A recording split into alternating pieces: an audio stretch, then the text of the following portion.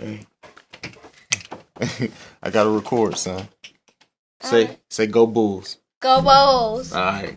Can I record now? Yes.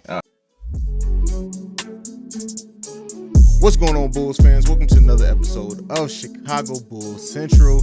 That was my son. That's my dude, man. That's the guy who's usually watching the Bulls games with me, wondering why I'm acting crazy as hell. He's picking up some of my bad habits this season in regards to like reacting or whatever. But nonetheless, what's going on, Bulls fans? On this video, I'm actually going to be discussing Ayo Dosunmu, the Bulls bench, and how they both kind of issue in a new era and are perfect examples of the new era that we are in as Bulls fans. And, to start off with Ayo, a player who, I think was projected to go in the late, or people thought he would be late first round. The Bulls end up getting him in the second round. And, 21 years old, a lot of raw talent, still, old enough to where he can contribute now, even though we didn't know that coming in, but also young enough to where he still has a lot of time to develop. And the reason why I think like Ayo brings so much excitement, not just because he's from Chicago, not just because he went to Illinois, not any of that, right? Ayo is a perfect example of how this front office is still going to always find ways to improve this team regardless of draft place. Like, right, is that to get a player like Ayo, and even, this is in AK's history. If you go back and look at Denver, he always has seemed to get players in the draft that, like, yes, that maybe even if they did have some promise, they outperform that. Like, look at Michael Porter Jr., for example, just signing that. I believe he signed a max level extension. But he was a player that, I hope that the Bulls would have drafted that year. Nonetheless, we're going to come off that. But that a lot of teams were down on. And, he picked him at a place where it was still a little bit of a gamble, not as much, of course. But look at what Michael Porter Jr. has blossomed into. But let's focus this on Ayo. I want to focus this on the Bulls and Ayo Dosunmu. And yes, it's only 7 games into the season. But he hasn't had a lot of time to contribute, but the fact of the matter is that the flashes are there. He's showing already an ability to contribute to this team and to be an important part of this bench rotation, possibly if he continues to play at the level that he has been. Even the fact that Ayo got off the bench, I believe in the last game in that first quarter, I believe he got in. If not, it was in the second quarter, but very early on. And it shows, and it not only AK, right? And it shows a different era in the Bulls and what they did draft wise, right? The fact that they bet, but also a different era as far as coaching. Look at the difference between Boylen and Billy Donovan when it comes to coaching. Billy Donovan trusting his young player, whereas Boylen, it seemed like even though some rookies started in Boylen's era, but it seemed like they started because they had to, right? And then he was looking to pull them at any minute, not really building confidence in the young players. And we can go back to even say Laurie and how Boylen really affected Laurie's confidence, and not only the way that he played, but in some of the other things. And yes, Laurie has his own issues, and I'm not blaming everything by Boylen at all. But do we think that Ayo, even if Boylen was the coach of this team still currently, that he would be given these opportunities? The first time he messes up, he would have got yanked. And the thing that Billy Donovan is doing differently is he put Ayo in positions and situations first off where, okay, even if he did mess up, all right, we pull him, it's okay, it's not a big deal. But he started trusting him more, building his confidence. Where at this point now, Ayo's confidence is probably at an all-time high as far as his in NBA career, and he's earned that, and they've given them the opportunity to earn that. Even though, like, I've had issues with Donovan's rotations and minutes being what they were, especially when Patrick Williams was still around, but look at what he's doing now.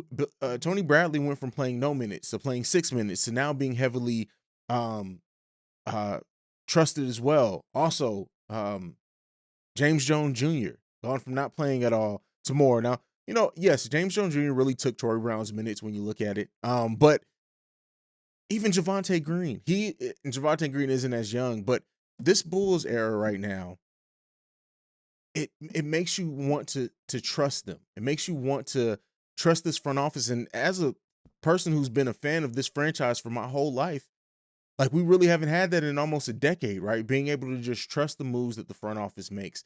And, I know some people, the ceiling on Io is we argue it as a fan base sometimes, but I think ultimately you can't right now deny that he's going to be somebody who contributes, and maybe he contributes for a handful of years and doesn't have the long career, even though I think that he will and think that he definitely has that potential. We'll see.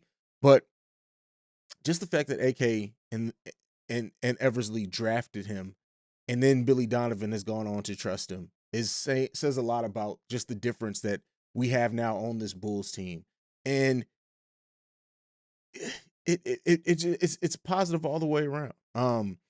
And ultimately I think too that whatever it ends up becoming, right? Kobe White's coming back, and we as a fan base, we talk about if Kobe's still going to get minutes with Io there, even though it really seems like at one point Billy Donovan had like 4 guards out there at the same time. But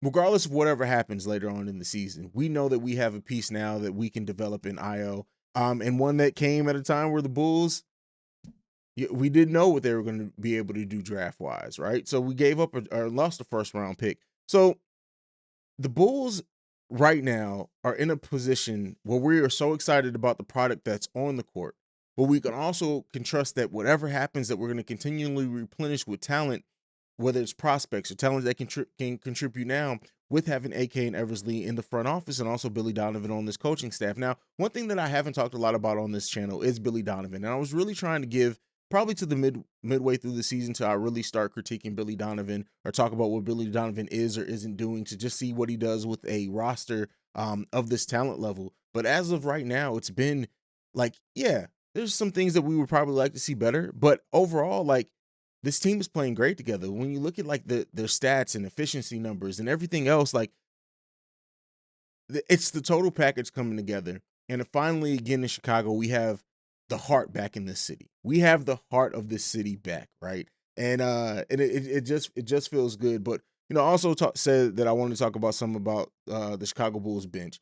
And after last game, there are, of course, Bulls fans. We have a bench mob again. We have a bench mob again, and I do think we have the potential to have that. I think when you look at like what DJ's been able to give, and also now that Tony Bradley's playing, and if they can continue and keep that up, I think absolutely we have a bench that's to be reckoned with, especially when you factor in Kobe White coming back and he's able to score like some of us think that he will be able to do and contribute.